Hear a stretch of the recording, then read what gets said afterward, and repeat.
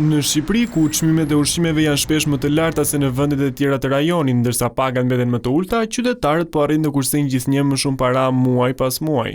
Sipas të dhënave të Bankës së Shqipërisë, kursimet e shqiptarëve në lekë dhe valutë kanë arritur në 1.53 trilion lekë, nga 1.38 trilion që ishin një vit më parë. Kjo do të thotë që vetëm një pjesë e vogël e popullatës, rreth 23-24%, e kanë këtë 15 miliard euro, rreth 15 miliard euro kursime nëpër banka.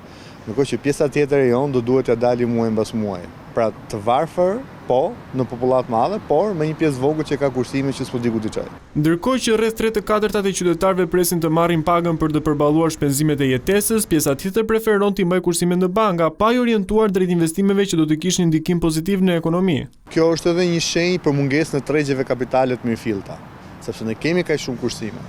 Kemi dhe kompani që po në rritën, kemi dhe të ardhura për frymë si pas PBB-sit për deklarohet që janë gjithmonë më të larta. Po nga ana tjetër, përveç bonove qeveritare, bonove thesarit, pra nuk është se ka një treg mirëfill kapital. Të gjithë duhet të jenë të vëmendshëm për të aplikuar, duke filluar të mendojnë për fondin privat të pensionit. Parë që me pagën e tyre bruto, pa u aplikuar tatim mbi të ardhurat, bëjnë mirë që një pjesë të shumës së kësaj page ta kalojnë në drejtim të fondeve private të pensionit.